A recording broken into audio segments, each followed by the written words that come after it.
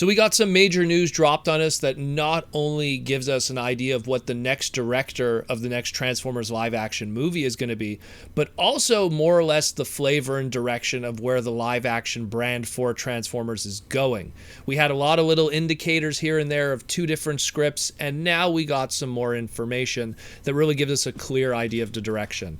So this information comes from Deadline.com, and they pretty much quoted here saying that after meeting with several top execs, including Paramount Motion Pictures president Emma Watts, the studio saw Caple as the best fit for the franchise that the studio chose to revamp for the top movie of the year. Now, Stephen Caple Jr. has been chosen to be the director for the next live-action Transformers movie.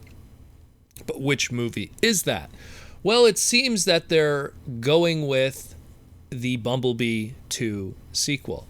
And so they have here quoted, in January, the studio made the decision to give the entire franchise a revamp by having 2 simultaneous scripts that are in active development, one by James Vanderbilt and one by Jobby Harold. Jobby Harold's film eventually will be the one chosen as the next installment for the franchise. Once he is given the final touches on the script at the end of summer, the studio will begin the director's pitches on the next film. Now then, we knew, I think we discussed this about maybe 3-4 months ago. So James Vanderbilt was the one working on the Beast Wars script. And it was Jobby Harold here that was working on the Bumblebee II script. So it seems that they're going with Harold's Bumblebee II script, and we have Stephen Caple Jr. that's going to be directing it. Now, let's go to the question. Who is Steve Caple Jr.?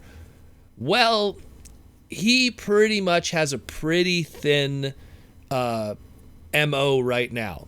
Pretty much like his resume is the Creed 2 movie, which, by the way, I actually loved that movie. I love the Rocky series. Creed 1 and Creed 2 were actually very capable sequels to the franchise, and Creed 2 was very good too. The question is this director good for this kind of storytelling? When we had Travis Knight before, and when we had Jaws D on the podcast, we talked about how because Travis Knight was a director used to directing stuff that wasn't physically in front of him. He was doing a lot of animation and stuff like that. And that worked for him when you're trying to direct characters that aren't there, that are going to be added in, obviously, the CG post, like that of Bumblebee or other Transformer characters. When you look at someone like Michael Bay, hey man, all that stuff, the explosions, the car chases, the army stuff, that's his wheelhouse. Michael Bay does that very well, but his weakness was directing stuff that wasn't there. And that's where the Transformer live action movies always had their weakness in the past under the Michael Bay steed, which was the live action robot stuff kind of fell on the wayside in terms of development and characters and stuff like that. Now again, Steve Caple Jr., when I look at his resume, obviously outside of Creed 2, the only other really notable film that I've seen is called The Land. It was in the Sundance Film Festival, and again, great movie. But does that flavor or that kind of cinematography work for that of Transformers? When you look at Creed 2 and you look at The Land, there's the cinematography of grittiness, but it's something that, can you see this working for a Bumblebee 2 movie? I don't know. I don't want to sound negative. I hope this guy knocks it out of the park, but he is a very fresh and new director. This isn't something that he's been doing for a long time. He really has only been directing, at least according to the different sources I've looked here, really for only about 6 years or so. And all of those projects, with the exception of Creed 2, have been $1 million or less. Very small projects, limited budget.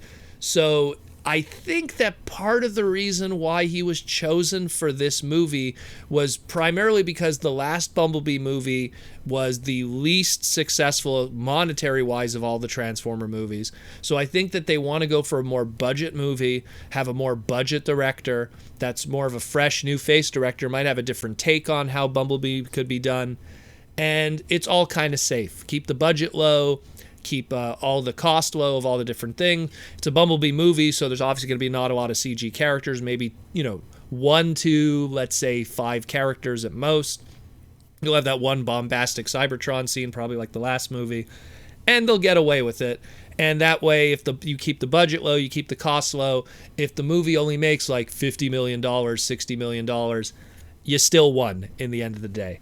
So, I mean, that's the way that I kind of look at it and why he was chosen. I mean, he's probably a very, very capable director, but at the same time, I think I know why they went this route with this director and this choice. The question now afterwards is, after this one is done, what's going on with James Vanderbilt with that Beast Wars script? Because I'm pretty sure people are more curious about that one. You know, we already got our Bumblebee movie fixed to begin with, so we want to look at something that's fresh and different, and Beast Wars really would be something fresh and different. For people who don't know, James Vanderbilt, he was the one who wrote the script for The Amazing Spider-Man 1 and 2. He did the Independence Day sequel, which was kind of hit or miss on that one.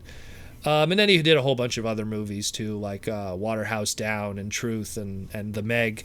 So he's a bit more of a director in terms of, a bit more of a writer in terms of science fiction and CG and fantastical kind of stuff. So it should be interesting to see what he does with Beast Wars. I hope he's doing his research, James. Hey, if you need some information, give me a call.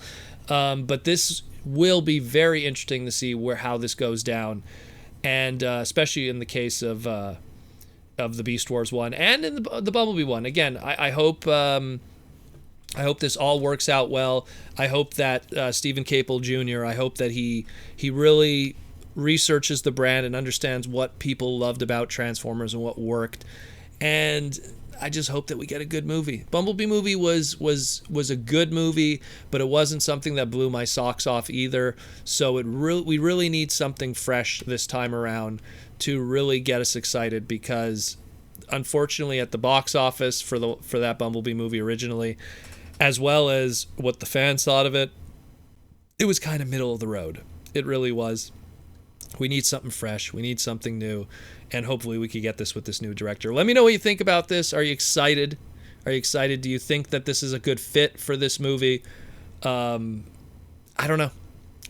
Again, it's always the see to believe kind of thing. So we'll see it when it comes out, and that's going to probably be about 2022, judging by the schedule here.